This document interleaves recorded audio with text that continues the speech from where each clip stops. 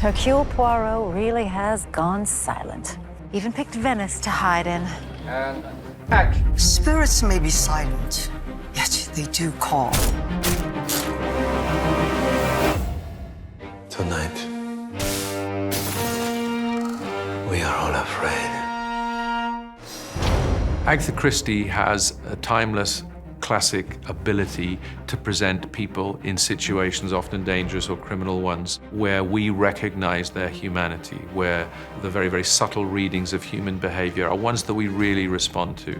Across the couple of films we've made, Murder on the Orient Express, Death on the Nile, and now Haunting in Venice, we are the lucky beneficiaries of a storyteller who understood people, and so her insight, her humanity, her compassion are what blesses anybody who gets a chance to make these pictures, and they are more than a collection of people in a murder game.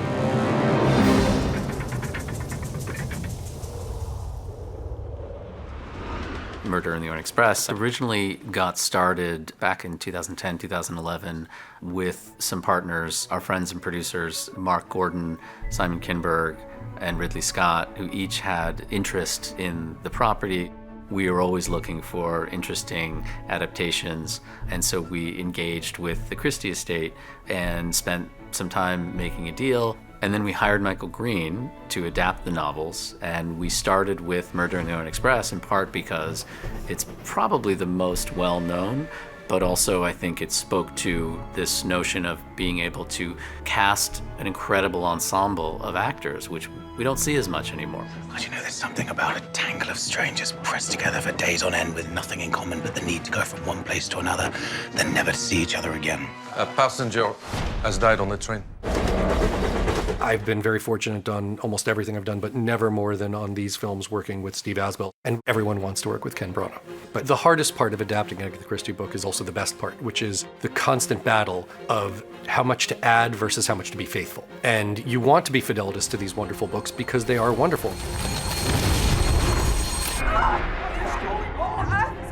Did we die? But we get to add to it. We get a chance to come in and say, what can we bring to these characters? What can we bring to the setting? How can we add some surprise elements to the story and still honor the excellent story that's there?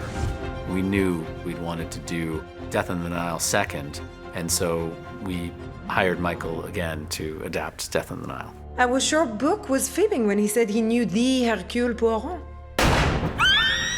Someone is dead. The murderer is here. And will stay here. One of the fun things about being on the sets of these movies is there's always a 5-minute period where we go, if we get to make another one, what should it be?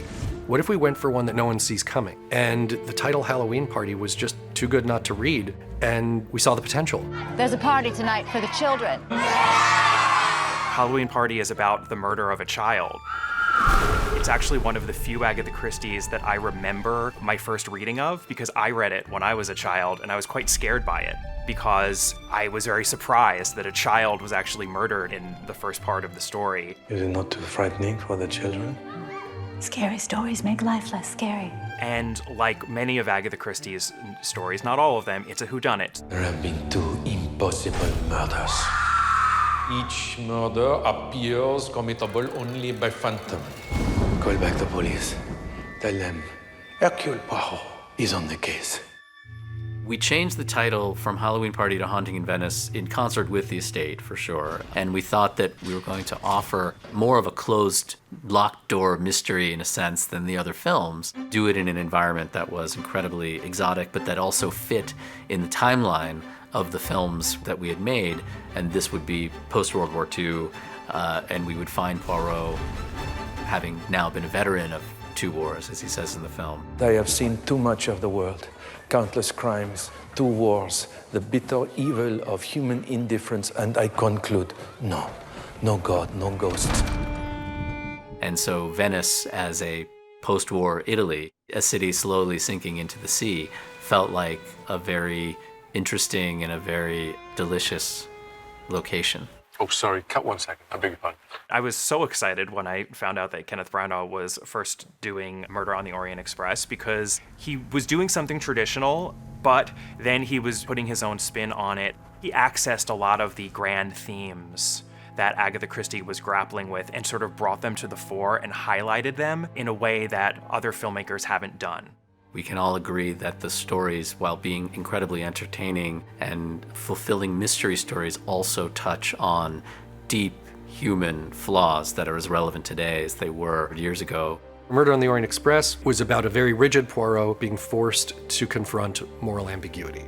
Murder on the Orient Express to me was grief, because part of what these stories are about is what will move someone, an average person, to murder. And in the first film, the idea that all of these people of these disparate backgrounds were motivated by the grief of having lost this child to this man. And the revenge is a function of that grief. That's what was so interesting about the end of the film, is Poirot had to reevaluate his notions of good and evil and to understand that there is a gray area. Death on the Nile is Poirot versus sex, versus romance. Death on the Nile is about love, the intensity of love, and how that obsession can drive someone to murder. Haunting in Venice, we wanted to put Poirot up against something he really didn't know how to handle, which is ghosts, God. Who are you talking to? A child. It is about the supernatural in a sense. Poirot is invited to a seance, and very quickly you're, as the audience, meant to believe that it's possible that he may be up against something he's never encountered, which is ostensibly murder by ghost. That all of his gray cells will do nothing in the pursuit of this answer because there's no rational answer. You've got the look of a believer. You saw something. I was under the influence. My subconscious mind assembled facts ahead of the rational. The script for Murder on the Orient Express was just a script until it got to Kenneth Branagh, as director and as Hercule Poirot. The entire concept of what we were about just exploded. It crystallized. It became a franchise the minute we knew who was going to be playing it and the caliber of director would be coming in. It suddenly exploded all of our imaginations of what this could be. We had talked about a number of different ideas, but had never contemplated a director star. We were huge fans of Ken's, but had never worked with him at Fox. So we had talked about him as Poirot, but then I think the idea struck that perhaps we could have both. He could be the star of the film and direct. And we thought, he's never gonna wanna do that. That's a lot of work. But we sent him the screenplay and he loved it, and we immediately knew we had made the right choice. A medium boasts of having a vision of murder. Now she is dead. One of you felt her rise upon you, killed her, tried to kill me. No one shall leave this place until I know who. One of the great traditions of these films and stories is that they tend to attract these incredible actors. And Ken has been able to put together wonderful ensembles for each film by creating an environment that's a play, creating a world that everyone wants to be a part of. And so for the first film, we were incredibly fortunate. Michelle Pfeiffer, Penelope Cruz, Leslie Odom Jr., Willem Dafoe, Olivia Colman, Daisy Ridley, and the list goes on. I mean, they were extraordinary. And in the second film, balancing this love story out, you had Gal Gadot on one side, and then this incredible newcomer, Emma Mackey, who is one of the best actors I've ever seen. And in Haunting in Venice, we were lucky enough to have this incredibly eclectic cast of characters around Ken. Tina Fey plays this unbelievably great, almost Nora to Ken's Nick. You have Michelle Yeoh, who plays this incredible psychic. Jamie Dornan and Jude Hill, and Camille Cotin, also extraordinary French actress. And so it gives an incredible lift to the story that Ken is able to have and play against these wonderful actors. It is always one of the great pleasures of working on these films to have this new company of actors who usually don't necessarily know each other or worked together before, and bringing them into a world where they can trust each other quickly. We need to bond them.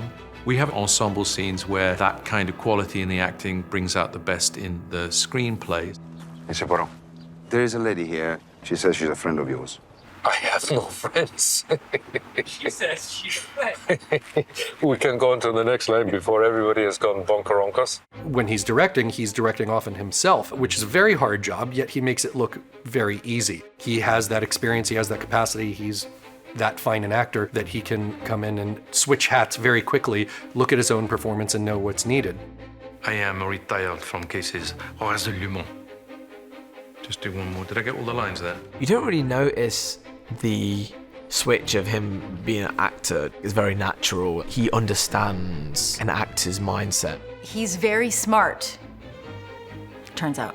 Of all of the people I've Zoomed with over the last year, he's one of the top 4 smartest people. But he's top 4, he's top 4. And then I'll be like, oh no! Comedy dancing. We spent a lot of time breaking down the character. He gives such incredible thought and detail and life to every character and, you know, guides you through the creating of the character's backstory. Damn it, Ferrier, not now. Pull it together. That's good, just contain the voice even more. That was great intensity. Damn it, Ferrier, not now. Pull it together. It's really fun and exciting to kind of work with someone like that who's just going to teach you so much. He said, I'm going to ask you 3 questions. How do you feel about ghosts? How do you feel about God? And how do you feel about housekeeping? And he keeps on asking questions even on set. Before a scene, how do you feel about that moment? What's in your mind? Are you in a hurry to go home? And what matters to him is your answer and your perspective of the character.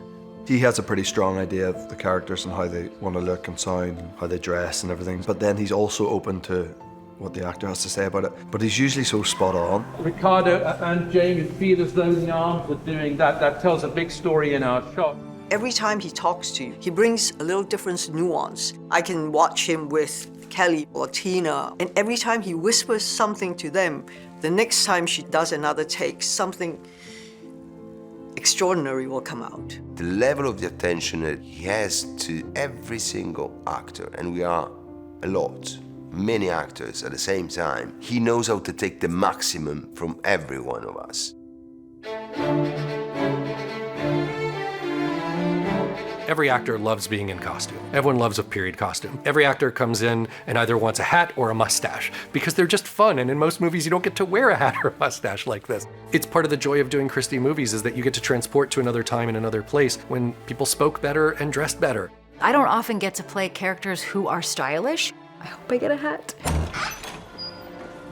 Hello, young man. Is your mother at home? It's this really incredible look. It really informs your posture and everything about the way you move through the space. Sammy is brilliant. Every frame looks like a painting. It's really exciting to bring 40s to life because you don't often get that point in history where you can do the slightly heightened designer look of it. You know, it's normally kind of wartime, which is very specific, but utilizing that slight Hollywood drama within the context of our story and then looking back as well and using some 30s stuff. A lot of the colours we've used are kind of have a parallel from that sort of Renaissance painting into the 40s.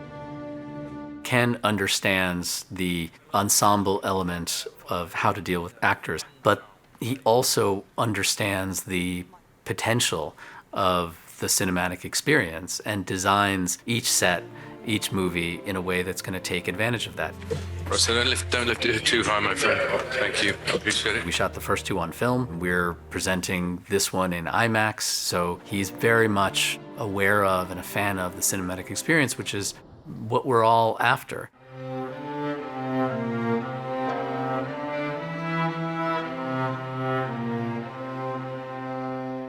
In the first 2 films, the first part of the movie is about the energy and the speed of leaving on a luxurious mode of travel, a fantastic train or a wonderful cruiser down the Nile. The big shift was to take the bones of Agatha Christie's mystery and take it out of England and put it into Venice. We wanted to give them that vicarious thrill of being in this really quite beautiful, labyrinthine, eternally surprising, sort of electrifying cities. I think Venice in itself conjures up ideas of fantasy and a sort of darkness and a haunting. Is an unbelievable backdrop to tell a story like this. We are shooting in real Venice. We chose shots to do that we wouldn't be able to do anywhere else. It was to really feel that you are there because we were there and we've done everything we could there. It was critical that we spent time in Venice, a city that really invites you to the mysterious, whether it's through people being behind masks, the fog and mist, being lost in alleyways that are shadow-filled, or being in front of palaces that are gorgeously ornate and rather intimidating. It was a wonder. To be able to put Venice on screen like this as a filmmaker is a real privilege. From the very first read of the script, the palazzo was a character. There it is. In Venice, we say every house is haunted or cursed. Michael Green had really cleverly reimagined Halloween Party into a Venetian palazzo environment, which is just a production designer's dream, really. When we first met, nobody really knew how we were going to achieve what was in the script. I was blown away with the possibilities. How we were going to achieve them, I had no idea. So in this case, the amazing haunted palazzo that we found in real Venice, we recreated largely at London's Pinewood Studios. I've never ever shot on a set quite as beautiful as this. Obviously we're in Venice, but we're on a soundstage at Pinewood. Beautiful set, literally, I mean, it just transports you. Well, it is a remarkable palazzo. You can have it. Ken is really insistent that the world would be a 360, completely believable world that we inhabit. Everything was lined up to look through a door to see from room to room to room, and it was the reason why the sets were built as composite. So the entire film is set over 3 sets, one at each floor of the palazzo. A lot of times when you make a movie, you're in one piece and then you go around the door and there's nothing. This set, you can really walk through it like a house for a long time. So you felt like you're in a real enclosed building. What that does is it creates a sense of authenticity, essentially, and we're all really in this place. Anything that can help and aid the experience of we're all kind of trapped in this place and very strange things are happening. It gives an energy to the scenes, being able to shoot in something that is this. I've never seen a set like it. There's a trompe-l'oeil at the end of this corridor, which is like an extension of the corridor, but the door actually becomes a key to the story, where we discover it's actually the entrance to a secret passage. What I was really interested in doing was trying to make sure that this incredible palazzo didn't feel like one room. So you had a different kind of atmosphere depending on where you were. So the color palette kind of moved as we moved up through the house. The goal was to, at any moment at which the camera was still, or a character was still, or our audience were merely looking at what was going on, that there was a sense of unease. The unexpected was always simmering in the air. Some things can't be seen.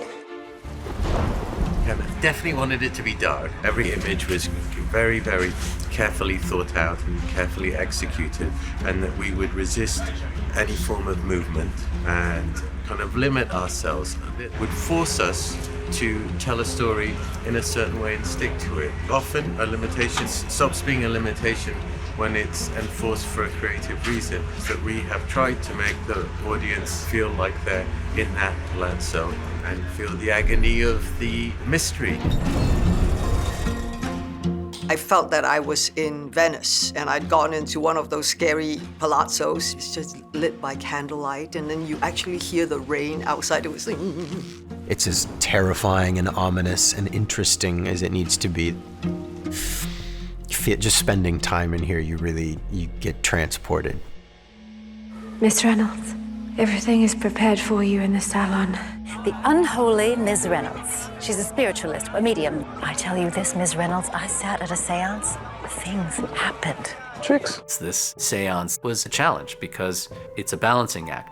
I'd love to bring them on, sit them down and shoot so they don't rehearse. I don't actually want them to go through, because they've never done something like this on this picture before, where it's up to them to have cues. And some of what may go wrong or go right is, of course, what I want in terms of the atmosphere of the seance. So I'm looking to buy the event of first time out.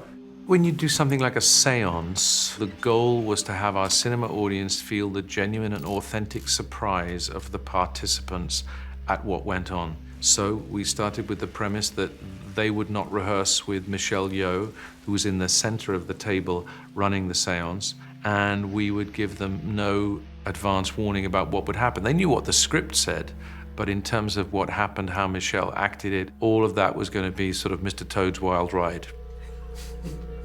I mean, we were not going to manipulate or hurt people, but we were simply going to say, this scene is about surprise. You know what? We're going to surprise you. No one touched me until the trances ended.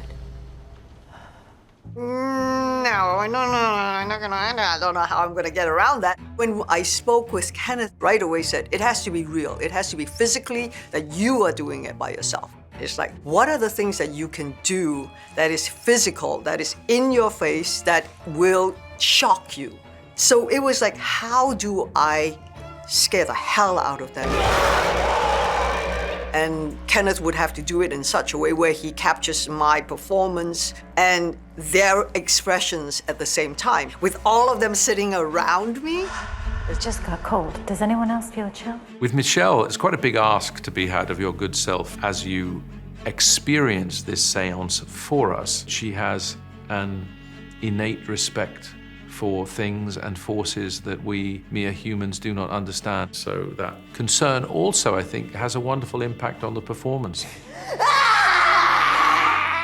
We hadn't seen the seance room before, but we got told from Ken, everyone be prepared. As soon as we go in, there'll be no directing, just we're going straight away. We all went in, we took our seats, and it was an immediate action. None of us, when we were watching Michelle, knew what she was going to do. So that actual take of us is us witnessing her for the first time.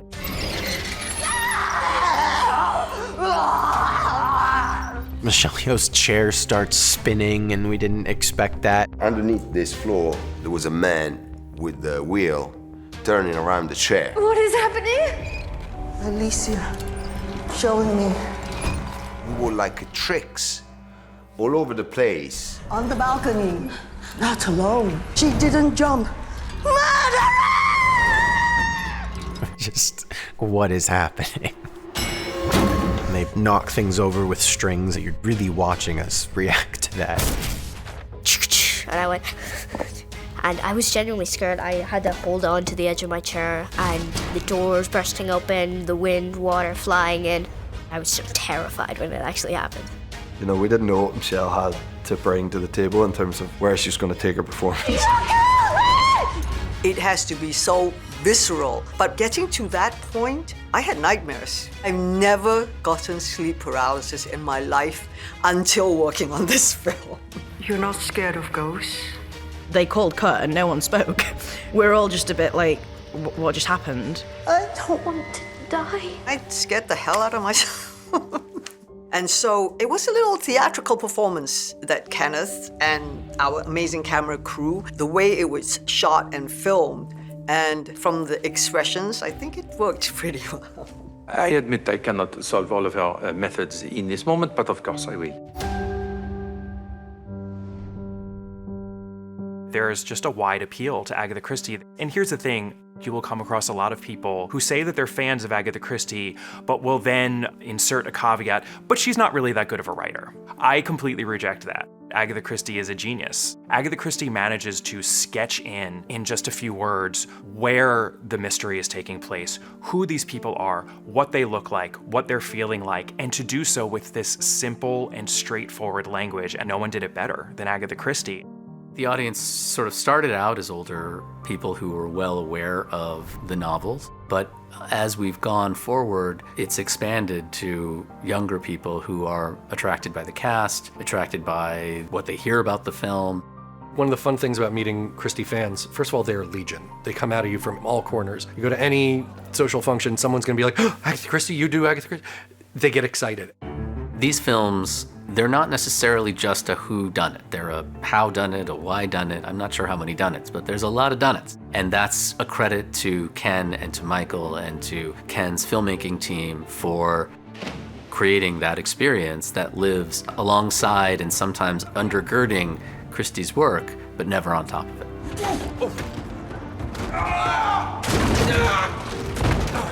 I never dared to let myself think of it as a trilogy because we never knew if we'd be that lucky. It kind of hit me when we were making the third one. Oh my God, we got to make 3 of these films. That's incredible. The idea that we might get to do more is just beyond imagination. Certainly hope we get to. We can easily see another trilogy on the back of it because they're incredibly fun to make. It's been a very great privilege to rejoin a character that the audience have taken to. Hercule Poirot, he's Agatha Christie's favorite detective.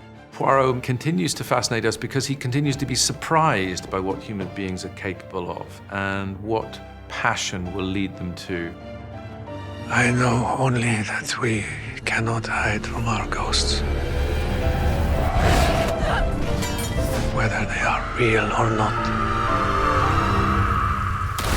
We must make our peace with them and live life somehow.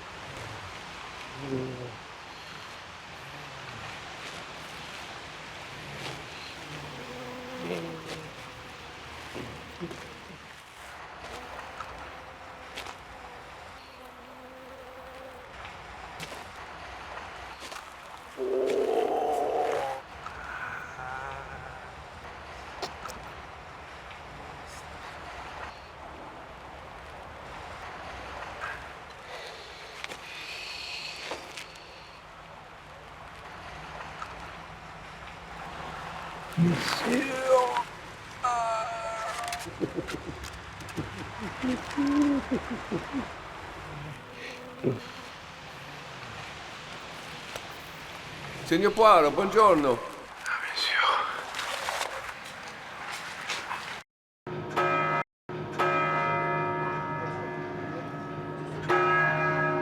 I wonder if you only hired me because I can get you in before the tourists. Signore. Grazie.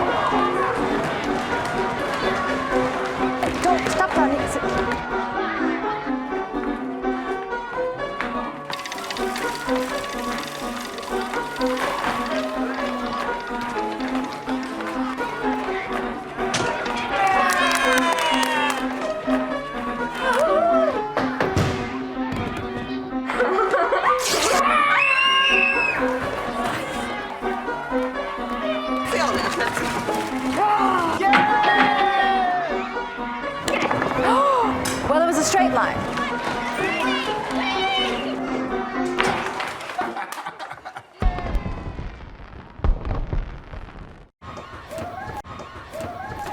No one's allowed up there. That is where the ghost lives. The girl who died here last year. Don't believe me? Go. Climb up. See if she lets you leave. No. No.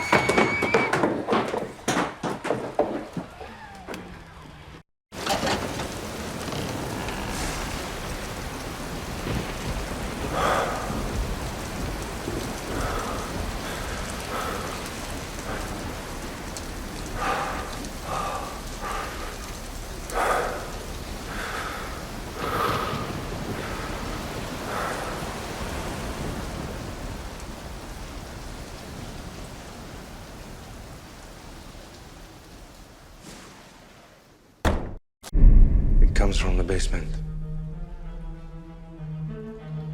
There is no basement in this house.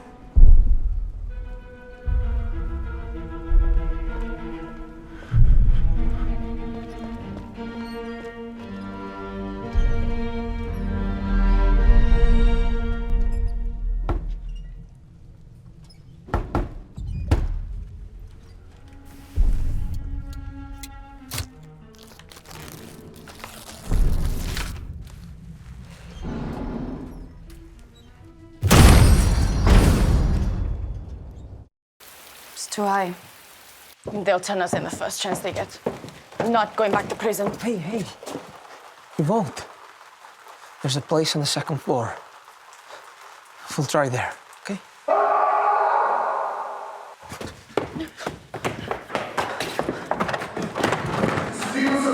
I know. Take the look. I know. Don't turn! There's something in there with him. Open the lock already. I need time. Can you hear me? Get off! Don't get off! Hey! Who's got the key? Get off. Poirot! He's with the writing. Quick!